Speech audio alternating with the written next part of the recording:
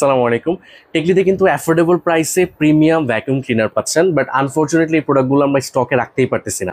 So একটা unboxing video আপনাদেরকে দেখিয়েছিলাম, এই দুইটা আনবক্সিং ভিডিও দেখাচ্ছি না।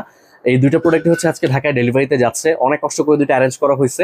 সো যারা আসলে অর্ডার করতে চান, এই উইন্টারে কিন্তু ধুলাবালির সমস্যা প্রচুর পরিমাণে বেড়ে যায় ঢাকা শহরে।